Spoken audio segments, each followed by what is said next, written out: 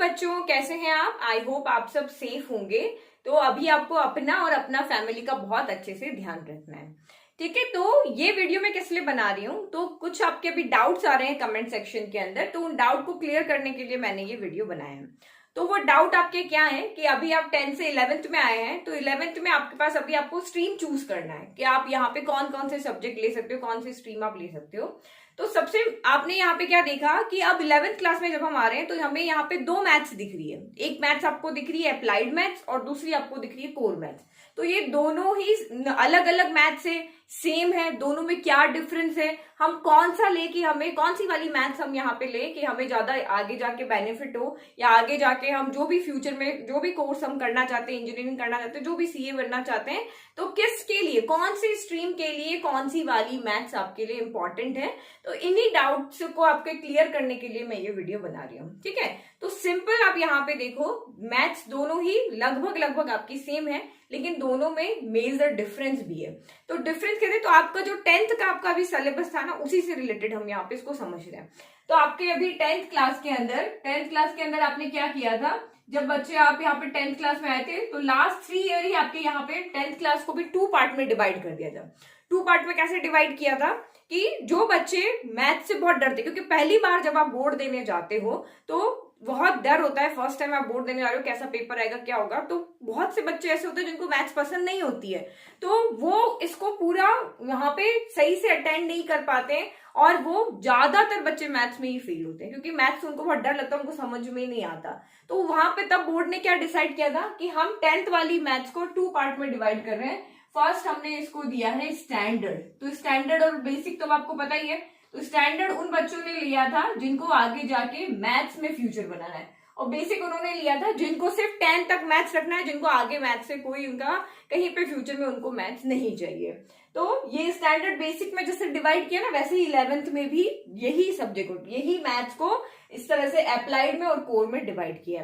तो अब सबसे पहले ये बात करते हैं कि कौन अप्लाइड मैथ्स ले सकता है और कौन यहाँ पे आपके कोर मैथ्स ले सकता है। तो जिन्होंने 10th क्लास में स्टैंडर्ड लिया था, वो आगे 10th में जाकर के दोनों में से कोई भी मैथ्स ले सकता है। वो चाहे तो आपकी अप्लाइड मैथ्स भी ले सकता है और चाहे तो आपकी कोर मैथ्स भी ले सकता है। ठीक है, तो उसके लिए दोनों ऑप्शन है, वो चाहे तो यहाँ अप्लाइड ले ले, चाहे कोर ले ले, बट बेसिक वाले के पास एक ही ऑप्शन है कि वो अप्लाइड ही ले सकता है। तो पहला तो आपको यहाँ पे डाउट क्लियर हो गया कि मैं इसमें से कौन से बच्चे क्या ले सकते हैं। तो बेसिक वालों के पास ऑप्शन नहीं है, उनको अप्लाइड मैथ्स ही लेना है, लेकिन स्टैंडर्ड वालों के पास ऑप्शन है। तो एक चीज यहाँ पे देखो, ये अप्लाइड मैथ्स आया क्यों? ये पहले आपका एक स्किल सब्जेक्ट होता था, अब उन्होंने इसको क्या कहते हैं कि एलाइड सब्जेक्ट में आपका ले लिया, मेन सब्जेक्ट की तरह इसको ले लिया। तो इसको अप्लाइड मैथ्स को लेने की जरूरत क्यों पड़ी? जैसे बेसिक स्टैंडर्ड की बात हो रही है ना, तो वैसे यहाँ पर भी यही चीज हो रही है कि जब सीबीएसई वालों ने उन्होंने यहाँ पे ये नोटिस किया कि मैथ्स में जो कुछ टॉपिक ऐसे हैं जो सिर्फ साइंस वाले, कुछ चैप्टर्स ऐसे हैं जो साइंस वाले बच्चों के लिए ही सही है, जो पीसीएम लेते हैं, जो मैथ्स में आगे फ्यूचर बनाना चाहते हैं। लेकिन मैथ्स दूसरे सब्जेक्ट के लिए भी एक इंपॉर्टेंट रोल करती है, चाहे वो कॉमर्स की बात ले लो, चाहे आर्ट्स में आप अदर सब्जेक्ट की बात ले लो, मैथ्स कहीं ना कहीं यूज आती है।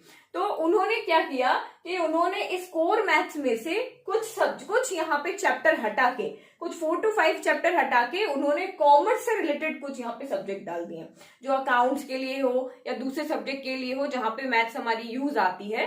तो ये जो कोर मैथ्स आपकी यहाँ पे, वो बुक आपकी सेम है जो आपकी स्टार्टिंग से चलती आ रही है, लेकिन जो अप्लाइड मैथ्स है इसमें उन्होंने क्या किया, 4 to 5 चैप्टर को हटा के उसकी जगह फाइनेंस से रिलेटेड, रीजनिंग से रिलेटेड वो चैप्टर यहाँ पे इंक्लूड कर लिए, नंबर से रिलेटेड और क्वांटिटेटिव एप्टीट्यूड से रिलेटेड वो टॉपिक यहाँ पे डाल दिए। और कोर मैथ्स में, क्योंकि जो अप्लाइड वाले बच्चे हैं उनको आगे जाके, जो कॉमर्स लेंगे या आर्ट्स लेंगे, उन बच्चों के लिए ट्रिग्नोमेट्री कोई मतलब नहीं है, 3D का उनसे कोई आगे उनके काम नहीं आएगा। तो वो चैप्टर हटा करके उनकी जगह उनके दूसरे चैप्टर डाल दिए जो उनको आगे उनके फ्यूचर में काम आएंगे, यानी जो सीए करेंगे, सीएस करेंगे, उनके लिए उनके टॉपिक से रिलेटेड वहां पे चैप्टर डाल दिए, और जो उनके आगे फ्यूचर से रिलेटेड नहीं है उनको यहाँ पे हटा दिया।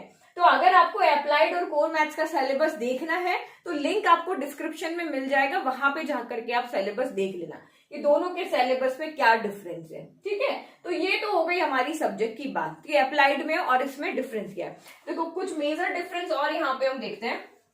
यहाँ पे ये हम कोर मैथ्स लिखते हैं और ये हम यहाँ पे अप्लाइड। ठीक है, तो इसमें आप यहाँ पे क्या है, तो देखो जो भी साइंस ले रहे हैं, जो भी बच्चे साइंस ले रहे हैं ना, उन बच्चों को तो कोर मैथ्स ही लेनी है। जो आपने आगे जाके फ्यूचर उनको, जिनको मैथ सब्जेक्ट में बनाना है, चाहे उनको बीएससी करना हो, चाहे उनको एमएससी करना हो, चाहे आपको उनको मैथ्स में ऑनर्स करना हो, या फिर उनको यहाँ पे जेई मेन का एग्जाम देना हो, इंजीनियरिंग करना हो, जेई एडवांस का एग्जाम देना हो, तो उनको बिना सोचे समझे सिर्फ कोर मैथ्स ही लेना है। उनको इसमें डबल इनमें नहीं सोचना है। तो साइंस लेने वाले बच्चे जो है, जो पीसीएम लेना चाह रहे हैं, वो सिर्फ कोर मैथ्स को लेंगे। तो कौन कौन से, जिनको जेई करना है, या जिनको इंजीनियरिंग करना है, या जिनको बीएससी करना है, या आगे जाके उनको यहाँ पे एमएससी करना है, तो ये यहाँ पे क्या करेंगे, ये सिर्फ और सिर्फ यहाँ पे कोर मैथ्स लेंगे। अप्लाइड मैथ्स आपको किन किन को लेना है, जिनको फ्यूचर आगे जाके बनाना है, सीए करना है, या जिनको सीएस करना है, या जिनको एमबीए करना है, तो ये बच्चे जाके अप्लाइड मैथ्स को ले सकते हैं। ठीक है, तो ये तो हो गई आपके समझने वाली बात कि किन बच्चों के लिए कौन सा यहाँ पे मैथ सूटेबल है। अब एक चीज आप यहाँ पे देखो, ये अप्लाइड मैथ्स आपके लास्ट 2 ईयर पहले ही इंट्रोड्यूस किया था सीबीएसई ने, जब ये कोरोना आया था उसी टाइम। तो उनको ना तो इसके लिए आपके पास कोई यानी स्टैंडर्ड बुक है सीबीएसई ने। अब इसके अंदर ये, अगर आप ये मैथ्स चूज करते हो, अगर आपने अप्लाइड मैथ्स लिया, तो आपके साथ प्रॉब्लम क्या है वो भी हम डिस्कस कर लेते हैं कि इसमें तो कोई प्रॉब्लम नहीं है। कोर मैथ्स आपकी बहुत टाइम से चलती आ रही है, इसके लिए आपको बहुत सारे टीचर्स मिल जाएंगे पढ़ाने के लिए, इसके लिए हर टीचर का इसके लिए आपको कंसेप्ट क्लियर है, स्टैंडर्ड बुक भी है, इसके लिए आपके पास रेफरेंस बुक भी है, आपके पास लास्ट ईयर्स के पेपर्स भी है, इसके लिए लास्ट ईयर के सैंपल पेपर है, एग्जाम पेपर है, सब तरफ की चीज इस कोर मैथ्स के लिए आपके पास अवेलेबल है। लेकिन अप्लाइड मैथ्स के लिए क्या हो गया, उन्होंने एक तो इंट्रोड्यूस किया ही था नया, फिर अभी इसके लिए कोई भी आपके पास स्टैंडर्ड बुक नहीं, सीबीएसई की तरफ से आपके पास कोई स्टैंडर्ड बुक इसकी अभी तक नहीं उन्होंने पब्लिश की है। तो बुक हमारे पास नहीं है, रेफरेंस बुक आपको मिल जाएगी, आर.डी. शर्मा ने अप्लाइड मैथ्स की बुक निकाल दी है। ठीक है, तो ये चीज हमारे पास फर्स्ट प्रॉब्लम तो ये हो गई। फिर इसमें दूसरी प्रॉब्लम ये कि आपको यहाँ यूट्यूब पे कोई वीडियो इसके नहीं मिलेंगे, आपको इसके लास्ट ईयर के एग्जाम पेपर नहीं मिलेंगे, आपके पास सैंपल पेपर भी यहाँ पर नहीं है कि आप उसको देख सको, ये चीज भी नहीं है। और स्कूल में भी आपके यहाँ पे देखो, कोई भी आप स्ट्रीम, कोई भी आप सब्जेक्ट चूज कर रहे हो ना, उससे पहले आप अपने स्कूल में बात करोगे कि आपके स्कूल में क्या क्या सब्जेक्ट अवेलेबल है, जो अवेलेबल है वही सब्जेक्ट आप वहां पे चूज कर सकते हो। तो पहले अब जो भी अप्लाइड मैथ्स ले रहे हैं उनको पहले अपने स्कूल में बात करनी है, अपने स्कूल टीचर से, इनसे बात करके फिर आपको देखना है कि क्या ये पढ़ाने के लिए हमारे स्कूल में हमारे पास ऑप्शंस हैं, क्या हमारे स्कूल के पास रिसोर्सेज हैं कि ये मैथ्स वो पढ़ा सके, क्योंकि ये चीज आपके यहाँ पे अवेलेबल नहीं है।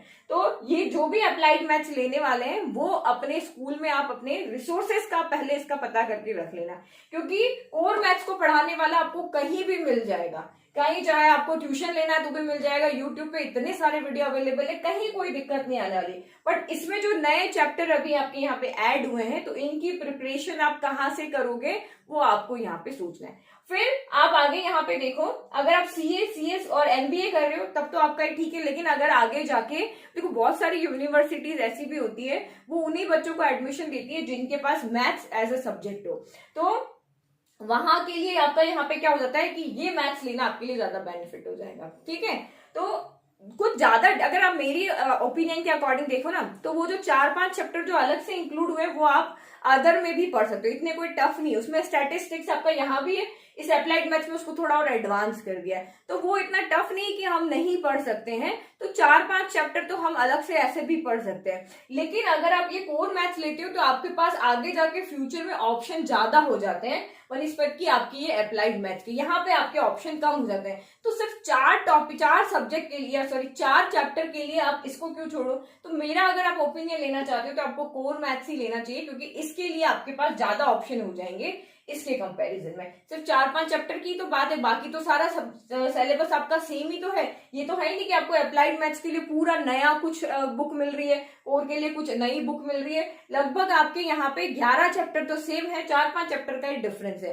तो चाहे आप मेरे अकॉर्डिंग, तो चाहे आप कॉमर्स ले रहे हो चाहे साइंस ले रहे हो, आपके पास इस कोर मैथ्स के लिए बहुत सारे ऑप्शन अवेलेबल है, आप इजीली उसकी स्टडी कर सकते हो। तो मेरे ओपिनियन के अकॉर्डिंग तो आपको कोर मैथ्स ही लेना चाहिए। तो अप्लाइड मैथ्स के अगर आप रिसोर्सेस पता कर लेते हो और आपको समझ में आ जाता है, तो क्योंकि सिलेबस का कोई डिफरेंस नहीं है, डिफिकल्टी लेवल भी कोई अलग नहीं है, दोनों ही मैथ्स का डिफिकल्टी लेवल लगभग बराबर ही है, कोर्स भी सिलेबस भी लगभग सेम है। बस ये चीज आपके समझने के लिए जरूरी है कि अप्लाइड मैथ्स मेनली जो है वो कॉमर्स से रिलेटेड सब्जेक्ट के लिए आपके यहाँ पे बनी है। मीन्स आपके कॉमर्स या अकाउंट से रिलेटेड जो भी आपके चैप्टर्स हैं उसमें आप अच्छे से पढ़ सकते हो। तो वो 3-4 चैप्टर तो हम वैसे भी एक्स्ट्रा कर सकते हैं। तो अगर आप अभी से अपनी पढ़ाई स्टार्ट कर दोगे तो बहुत अच्छा है, बहुत आप आगे एडवांस में रहोगे। ठीक है, तो ये चीज होगी। अगर आप यहाँ पे मैथ्स लेना चाहते हो तो अभी आपके पास टाइम है, आप अप्लाइड मैथ्स का सिलेबस भी देखो, आप कोर मैथ्स का सिलेबस भी देखो, 1-2 चैप्टर आप सॉल्व करके देखो क्या ये मैथ्स हमें सही लग रही है, क्या ये हमसे सॉल्व हो रही है। क्योंकि 10th की मैथ से 11th की मैथ बहुत डिफरेंट है। जो बच्चा ये सोचेगा कि 10th में की मैथ हमें बहुत अच्छे से आती थी तो हमें 11th में भी वही ले लेनी चाहिए, तो अभी आपके पास टाइम है। जब तक आपके पास स्कूल में अभी 11th के लिए एडमिशन नहीं हो रहे हैं, आप 11th की मैथ्स की बुक की PDF पूरी की पूरी आपको यूट्यूब पे गूगल पे अवेलेबल है। आप उस वहां पे एक-एक चैप्टर देखो, 1-2 चैप्टर को पढ़ के देखो क्या हमारा इन चैप्टर्स में इंटरेस्ट बन रहा है। अगर आपका इंटरेस्ट अच्छे से बन रहा है, आपको लग रहा है कि हाँ हम ये कर पाएंगे, तभी आप इन सब्जेक्ट की तरफ आपको जाना है। ठीक है, तो कोई जरूरी नहीं है कि कॉमर्स वाले को मैथ्स लेनी ही लेनी है, ऐसा कोई नहीं, ये आपके इंटरेस्ट के ऊपर डिपेंड है। बट जो भी यहाँ पे मैथ्स लेता है, चाहे साइंस PCM वाले हो चाहे कॉमर्स वाले हो, तो आगे फ्यूचर में उनके पास ऑप्शन बहुत ज्यादा होते हैं। ठीक है, तो आई होप, मुझे लगता है कि आपको ये पूरा अप्लाइड मैथ्स और कोर मैथ्स में क्या डिफरेंस है ये अच्छे से समझ में आ गया। अब ये आपको देखना है कि मुझे कौन सा मैथ्स इसमें से लेना है। तो मेन आपका यहाँ पे जो बेसिक वाले स्टूडेंट है वो ओनली अप्लाइड मैथ्स ले सकते हैं, और जो स्टैंडर्ड है वो दोनों ले सकते हैं। दोनों का डिफरेंस है, सिलेबस आपको देखना है, डिस्क्रिप्शन बॉक्स में आपको लिंक मिल जाएगा, आप वहां से देख लेना। ठीक है, तो सोच समझ के आप यहाँ पे सब्जेक्ट को चूज करना, क्योंकि 11-12 का जो ये 2 साल जो आप पढ़ोगे वही आगे आपका फ्यूचर डिसाइड करेगा। तो 2 साल ऐसा सब्जेक्ट मत लेना कि जिसको आपको झेलना पड़ेगी अब हमसे नहीं हो रहा है। 10th जैसा नहीं है कि ये 5 सब्जेक्ट आपको लिए तो वो कि वही पढ़ने पड़ेंगे। यहाँ आपकी चॉइस है, आपको जो सब्जेक्ट इजी लगता है, जिसमें आपका इंटरेस्ट है, जो आपको लगता है, किसी की बातों में नहीं आना है, ना कोई ये सोचना है कि यार ये इसमें बहुत अच्छा स्कोप है तो मुझे ले, आपके इंटरेस्ट के अकॉर्डिंग आपको यहाँ पे सब्जेक्ट को लेना है जिसमें आपका इंटरेस्ट है। ठीक है, तो अभी आप स्ट्रीम को सही से बिल्कुल सोच समझ के आप चूज करो और फिर अभी से पढ़ना आप शुरू कर दो, क्योंकि अब आप 11th में आ गए हो, आगे जाके आपको कंपटीशन एग्जाम देने हैं, तो इन सिलेबस को आप जल्दी से कंप्लीट करोगे तभी आप आगे और कुछ कर पाओगे। तो अभी तो घर पे है, बहुत टाइम है, इजीली हम बहुत सारा कुछ पढ़ सकते हैं। ओके, तो नाउ इट्स टाइम टू से बाय।